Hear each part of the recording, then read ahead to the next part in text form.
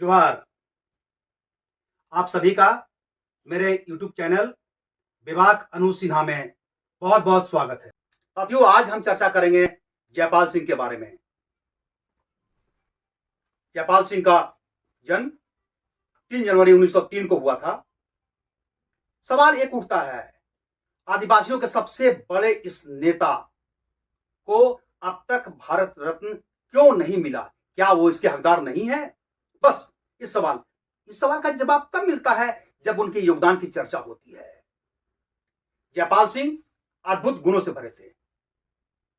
झारखंड में जन्मे, जब यहां से गए तो ऑक्सफोर्ड में पढ़े, वहां भी अपना नाम कमाया और एक बड़े हॉकी प्लेयर जिसने भारत के लिए पहला ओलंपिक गोल्ड जीता। हॉकी के बड़े प्लेयर जयपाल सिंह। उसके बाद जब भारत में आए तो उनका अद्भुत रोल रहा।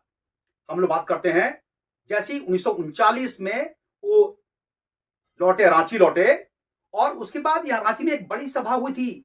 आज जो रांची के में बड़ा तालाब है उसके पास में, और पहली बार उस समय आदिवासी महासभा के सभापति उन्हें बनाया गया था। उस समय उन्होंने ये तय किया था कि लोगों को एकजुट करेंगे और अलग राज्य की लड़ाई लड़ेंगे। तो सबसे झारखंड राज्य जब बना तो उसमें सबसे बड़ा रोल आदिवासियों को एकजुट करने का, उस दौर का, आरंभिक दौर का, ये श्रेय जाता है जयपाल सिंह को। मतलब क्या लोगों को, उन्हें बहुत से लोग कांग्रेस के लोग पसंद नहीं करते थे।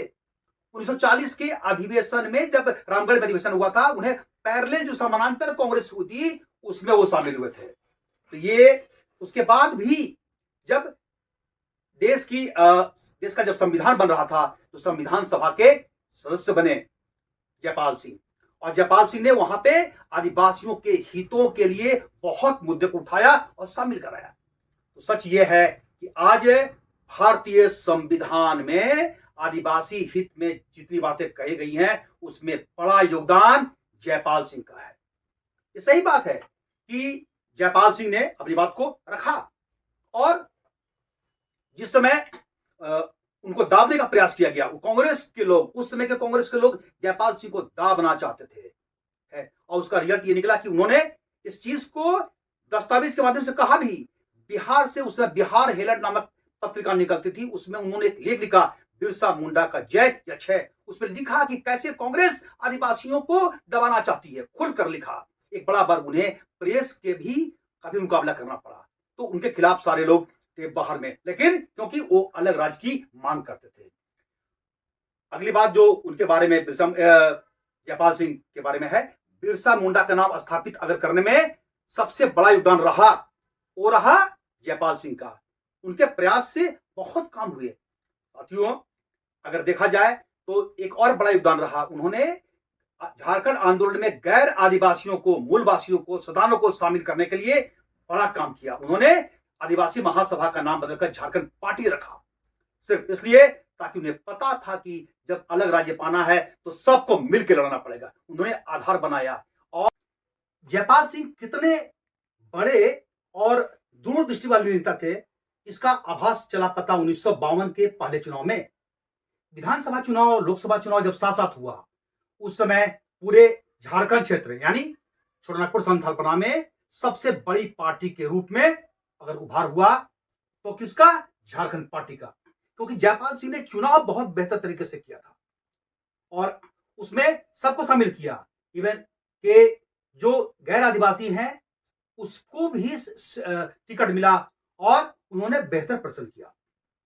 सिर्फ इतना ही नहीं, एक और सत्य जो सामने आना जरूरी है वो ये कि लोग कहते हैं अभी भी, और एक इतिहास बन चुका है झारखंड में, इस बात की चर्चा होती है, या आप कह सकते हैं कि एक तरह की अफवाह या साजिश, कि जिस दिन एसआरसी यानी राज्य पुनर्गठन आयोग की टीम जब झारखंड आई थी उस समय जयपाल सिंह रांची में नहीं थे। यह बिल्कुल गलत बात है। मेरे पास जो उस समय के दस्तावेज हैं, उस समय का जो अखबार है अमृत बाजार पत्रिका और अन्य अखबार, उसमें बहुत स्पष्ट तौर पर लिखा है कि जिस दिन यहां टीम आई थी उस दिन जयपाल सिंह आदिवासियों की सभा को संबोधित कर रहे थे। तो इस सत्य को भी जानना पूरे देश को बहुत आवश्यक है। आगे आप देखेंगे कि जयपाल सिंह का कद इतना ऊंचा था कि उन्होंने बड़े बड़े मौकों को देश के लिए समर्पित किया। जब बहुत कम लोगों को पता होगा कि आईसीएस की परीक्षा भी उन्होंने पास कर ली थी, लेकिन एक ऐसा अवसर आया मैच खेलने का, तो उन्होंने फाइनली, उसमें कुछ टर्म कंडीशंस थे, उसकी जगह पर भारतीय हॉकी टीम को चुना। ये है तो जयपाल सिंह का कद इतना ऊंचा था। ऐसे महान नेता को हम सादर नमन करते हैं और उम्मीद करते हैं कि उनको जो उचित सम्मान मिलना चाहिए वो जरूर मिलेगा। यह देश के आदिवासियों की, देश के लोगों की, झारखंड के लोगों की, सारे लोगों की यह मांग है। बहुत बहुत आपका आभार। अगले कड़ी में फिर किसी और मुद्दे को लेकर आपके बीच फिर सामने आएंगे। जोहार।